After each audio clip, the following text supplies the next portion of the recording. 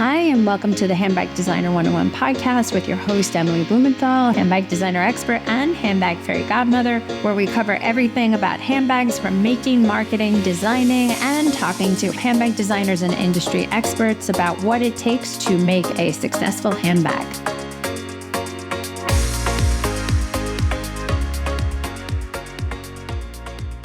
Welcome, everybody, to Handbag Designer 101, the podcast. I am very excited to have an old friend. I feel like I say I'm friends with everybody, but I guess I am. Dena Daly of Dena Daly PR. Welcome to the podcast. Thank you so much for having me. Oh my God, so excited to have you. So we were chatting before, and this podcast is unique in that we don't only speak to handbag designers because this industry is a full 360. And in order to understand how to be the best version of yourself as a brand, we have to talk to people who work with those kinds of brands and help promote and help market. So I thought it was so important to have someone like you, specifically you, come on and talk about, we'll get to how you work with brands and what you look for, but talk about your story, how you got to where you are and the kind of brands you like to work with and the kind of brands that are red flags to you and, and how everybody can find you and be lucky enough to work with you, because I was, and I'm still happy about that. Oh, thank you. It was so great working with you. I know. So where are you from and what was your story? The whole thing. So I'm originally from Miami. So when I was in college, I studied PR. I didn't know that I wanted to go into PR. I thought I was going to go on a medical track, and I was doing science. So I actually have a background in science that I use a lot in my PR work, for beauty especially. You're from Miami and you decided to major in PR. What was that inspiration? Was that an accident, or was it I'm studying science and this sounds fun too? So I wanted to go into to become a nurse anesthetist, and I, was on the science track, and then it just didn't feel like it was for me. I mean, I was taking 22 credits one semester. It was just too much. I don't know. I don't know why I took 22 credits. I was teaching myself English, and I don't know what was going on, but it was a lot. And then I wanted to pivot, and one of my friends was like, well, you could sell a pencil to anyone, so you should try PR. And I was like, well, I don't really know what PR is. But at the time, there was that show, I think it was Power Girls or something with Lizzie Grubman. Yes.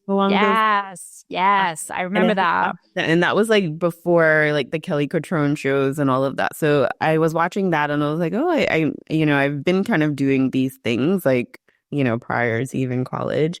And so I went and talked to the advisor, and, I liked kind of, what she was telling me. And so my first day of class, I was in my junior year, and my teacher, one of my teachers, and she was she's a really hard teacher. She's still at the school. She's amazing. She was my favorite teacher. But on the first day of school, she took me under her wing, and I don't know why on the first day of school she saw something. For your junior year, because that's a bold move to make that pivot then. Yes, exactly. And so I felt like I was behind, I was going to be behind. But the first day of school, she saw something.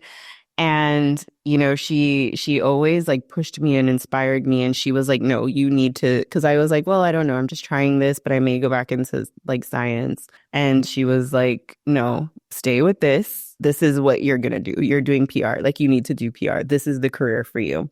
Oh my gosh. And there was this competition called Bateman that is a nationwide competition, and they choose a group of students at each school. You have to apply and everything and do interviews, and then they choose 5 students at each school to be the team that represents the school. So I didn't apply because I was like, well, I'm new to PR. I don't, And the teacher called me aside after class one day, and she was one of the judges, and she said, hey, I'm disappointed. And I said, why? And she was like, well, I didn't get an application from you for Bateman. And I was like, well, I don't think that's for me. And she said, I'm going to open the applications again, because they had closed 2 weeks prior. She said, I'm going to open the applications again. You need to get me your application tomorrow. So I did my application and gave it to her. And then I was on the team. And while on the team, we got to work with, I think it was GM, General Motors, to increase seatbelt use amongst middle school students in our area. And we had a year to do like a full campaign. So we were exempt from certain classes because that basically fulfilled those course credits. And I really loved it. And that was kind of what made me feel like, okay, I think this is actually what I want to do. So that kind of campaign was it. And one of the things I teach is that there's such a huge difference between PR, marketing, and advertising. So what you were building was specifically PR related, or was it advertising related? It was actually all of the components. So we started out doing research. So we went to the schools and we had little clickers and we would look at the drop off to see how many kids had on their seatbelts when they were getting dropped off. And some of us would stand at the corner because we knew there was room for error if they took off the seatbelt a little prematurely. So we did that. Then, we went to Disney because the professor, she had a really great connection in the marketing department at Disney. So we went there to learn how to market to tweens. So we did like a 2-day crash course with like a Disney like marketing executive team, which was, that in itself was really amazing. What were some takeaways? How to market to tweens? I don't remember exactly. I remember gaming was maybe part of it. We talked about, because of our school was a college town, so very into football. So we talked about integrating like sports into it. I genuinely don't remember everything. I have it all in a report. Wow. It was so long ago. But then we took the findings, and then we also did focus groups with students and parents as well, and teachers. So we took the findings from all of those things and we decided to kind of really make it very sports focused because of the area. So we called our campaign Gear Up, Buckle Up. And we were the safety referees. So we would go to the schools in like a referee shirt and do like little pep rallies and, show different videos and like do games. You also had to cater to the parents too. Yeah. So mostly the students, but then also we were doing things with the parents as well. And then where the advertising came in is we actually produced commercials.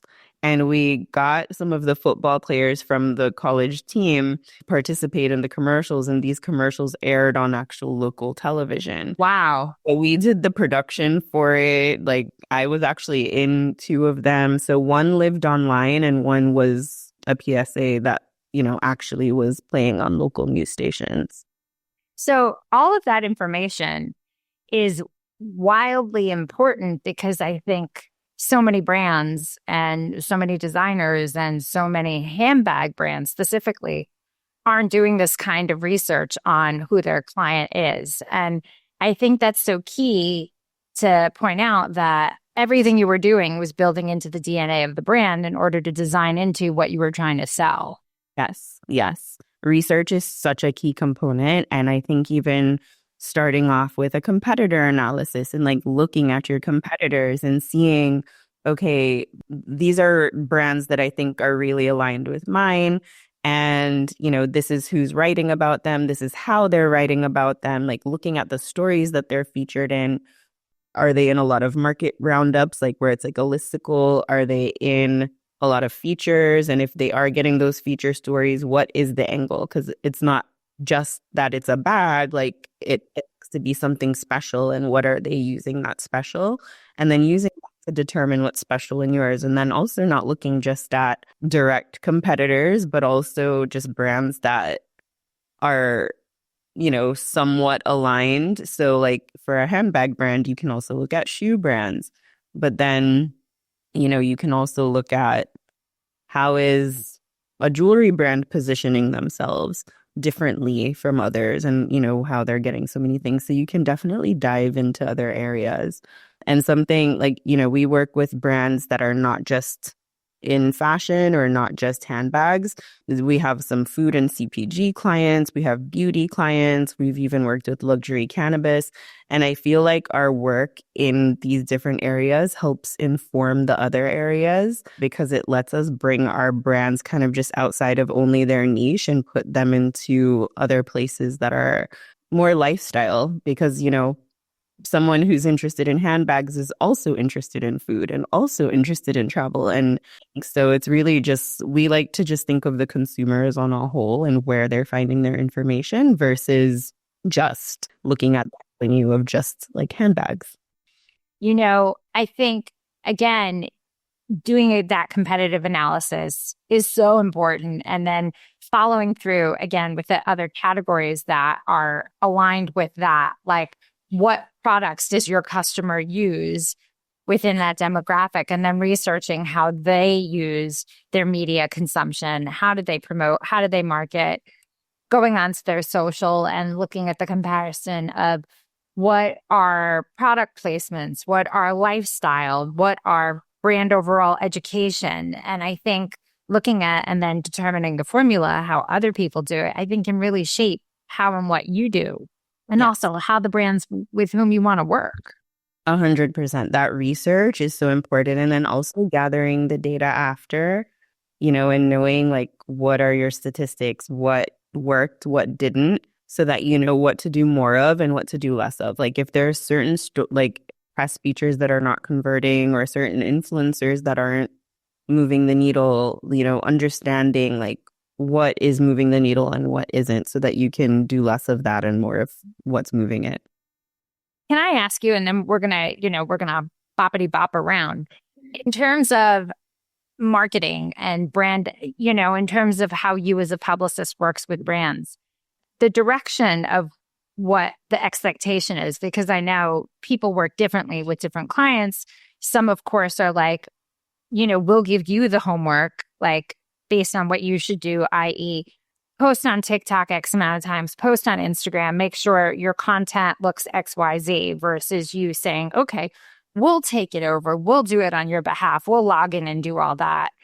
I know there's no magic formula because each platform hits a different demographic or the same demographic in different ways. I know there's no magic number, but can you speak to a little bit about how you believe social media ties into it, other than it does tie into it? So to me, social media is a very important component of your entire campaign. So when I started Dena Daly PR 13 years ago. Oh my God. Yeah. I met you, you were like right out of the gates. That's nuts. Yeah, pretty much. And you were doing such a good job then too. So I can only imagine you've exploded. That's crazy. Yeah, I can't believe it's going on 14 years now.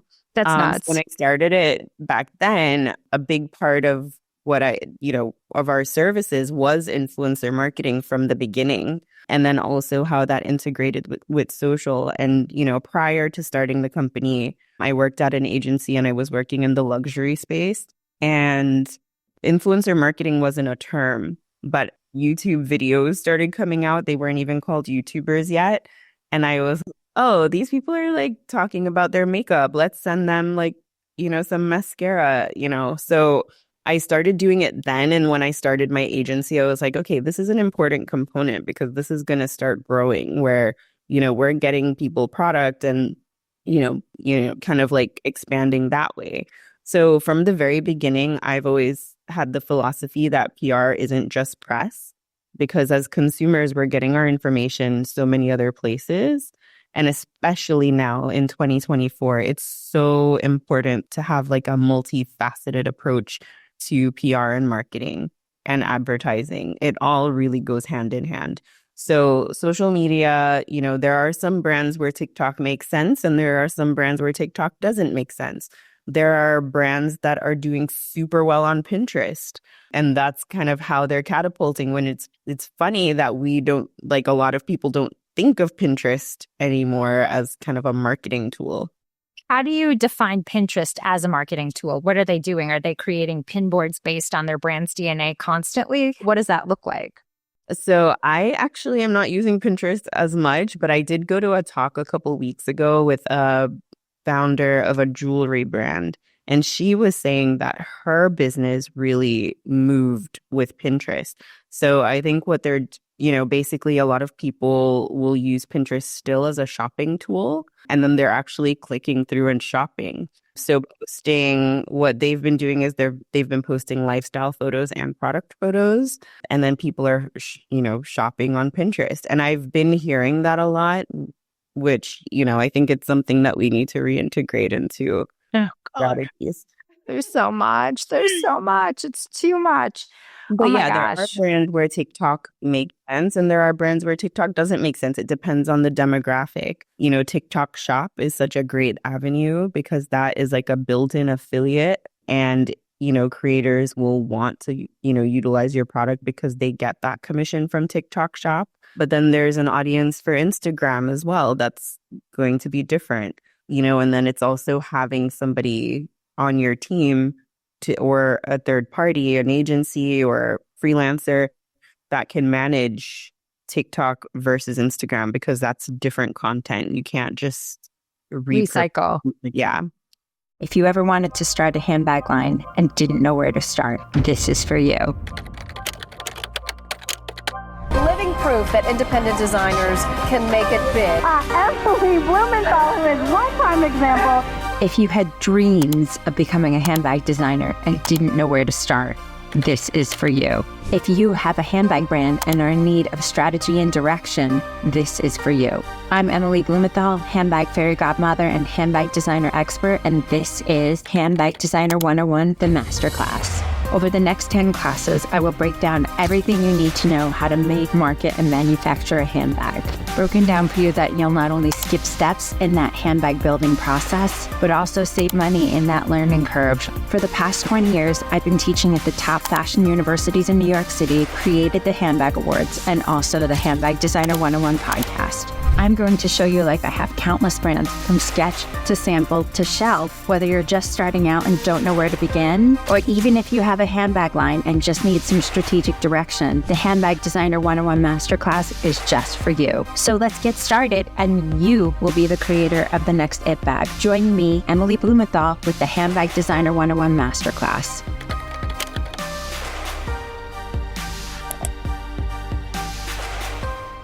It's so hard. I mean, so you have worked with handbag brands, and of course, I know all of these lessons kind of convert over regardless.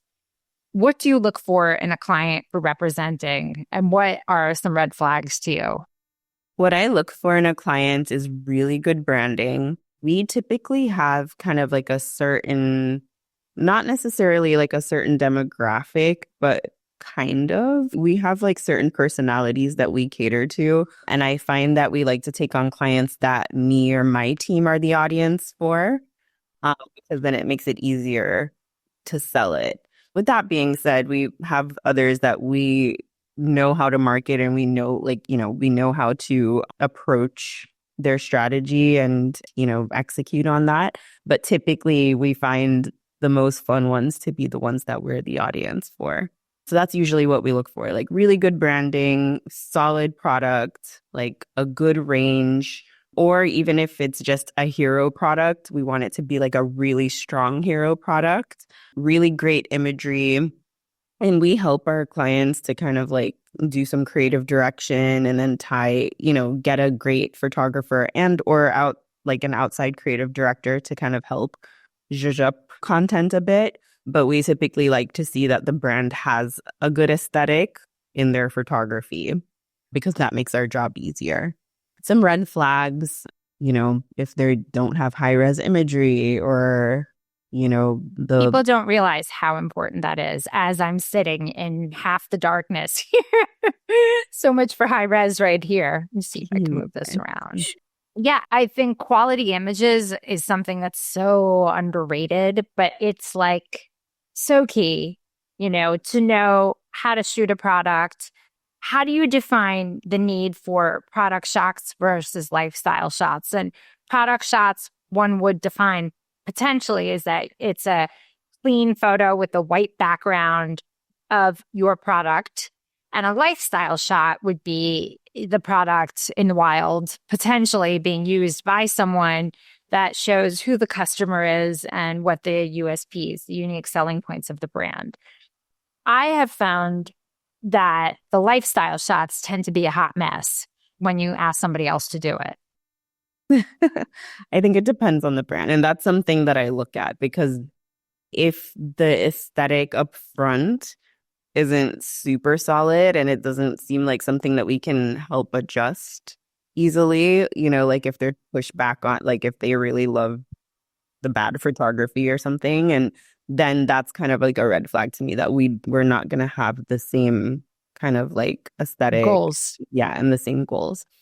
But I feel like it's equally important to have lifestyle and product images like on the white background, because for press, they want the product on the white background because that makes the story more cohesive when they're dropping in the images. So like even if it's a feature story, they'll put in some lifestyle images, but then they still want those white background images to make the site look clean. But the lifestyle images, they can be used in feature stories. They're not going to be used in market stories like the roundups or listicles. But what's a roundup and listicle, just to be clear?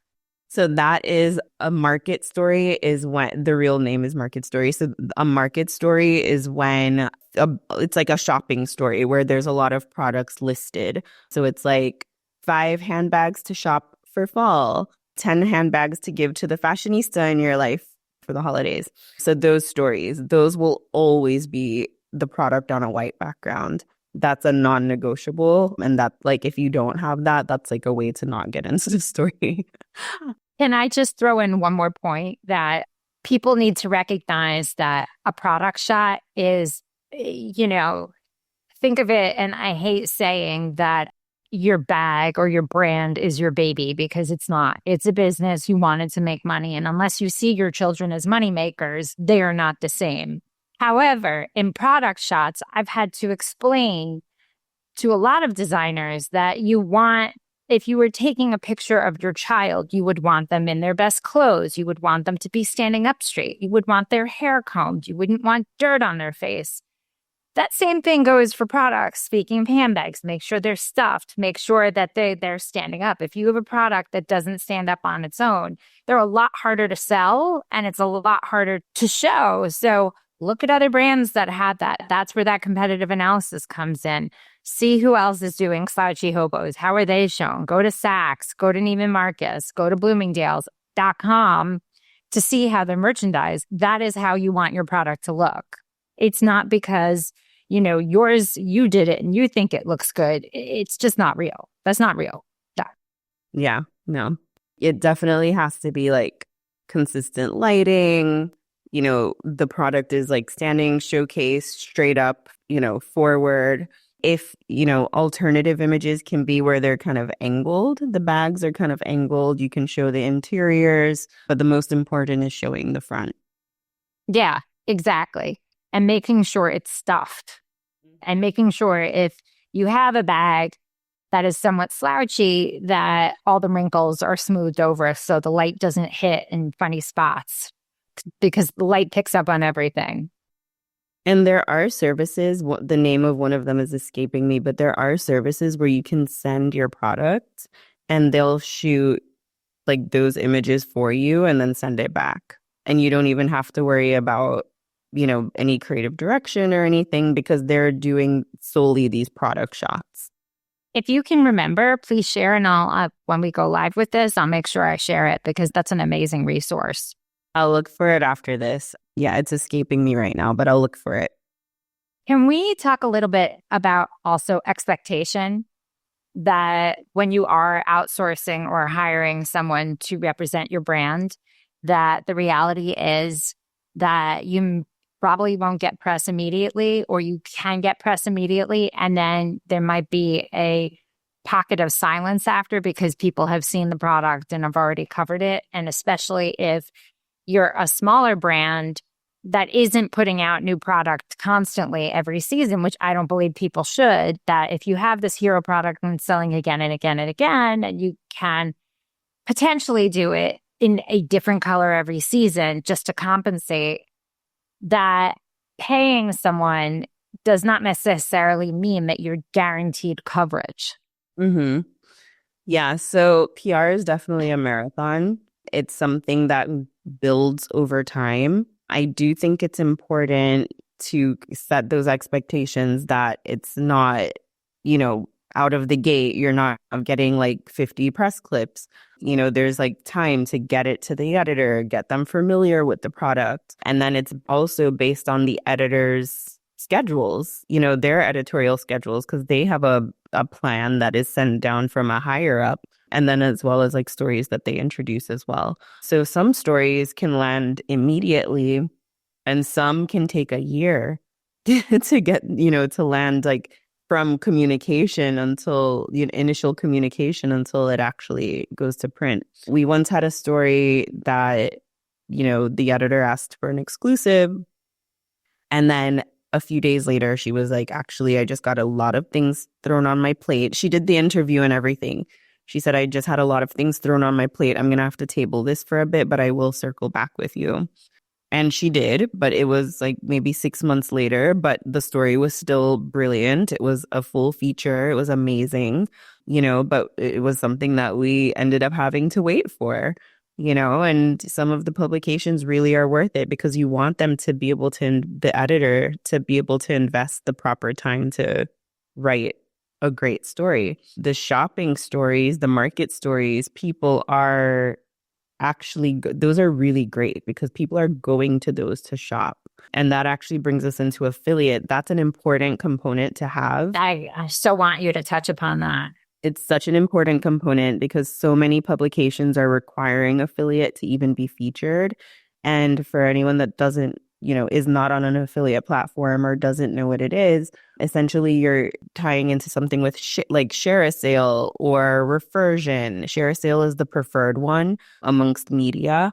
And then through share a sale, you'll also connect through skim links. And then essentially what you're doing through these platforms is you're offering a commission to the publications. So if that's, 20% or 18%, when they feature your brand, they are getting a commission, an 18 to 20% commission or whatever commission you set forth. They're getting a commission from any sales that they get from their story. And then also Amazon is such a great affiliate avenue as well because Amazon sets their own commissions and it fluctuates. But media really love Amazon's program because they actually get a lot out of it. Not only because of the commission structure, but also because they have this like shopping cart feature. So if your bag is in Vogue and someone clicks to purchase and it's on Amazon, they click to purchase. And then they're like, oh, I also need to buy a water bottle and I need some new headphones. And actually I need to get some makeup. And they put all of that in their cart. Then the Vogue is getting a commission of everything that they purchased in their shopping cart from Amazon, which is such a great thing for them. So Amazon is really highly favored. With Amazon, though, there is no necessity then to sign up for an affiliate platform if your product is sold on Amazon. You can do both if you do want to route through your site as well. But Amazon is like, it's great. And Nordstrom also has a good program that I know is pretty highly favored as well. And I believe like for beauty, Sephora is really popular as well. Oh my God. This is like so education hardy. This is amazing. I know this is great. I want to touch on one more Please. thing. Go ahead. I don't remember where we started with this little section initially, but I did also want to talk about influence. Oh, we were talking about kind of the progression of press. So influencer marketing is also such an important component to kind of have set forth at the beginning and determining if you're going to be doing gifting or paid campaigns. Paid campaigns with influencers where you pay them a fee to create content for you is really great because then you can set forth deliverables and you have a contract and they're going to say exactly what you want. And this is content that you can use. And if your contract has ad usage in it, then that can go into your, you can use those for ads. You can either whitelist them or have them come from your brand. And, it's such a solid strategy if there's budget for it. If there isn't budget, then determining your gifting strategy. How many bags can you gift? Who would you like to gift? and creating communication with influencers to, reach out to them first and ask them if they're interested in receiving it, and then just keeping in touch with them after and like building a relationship.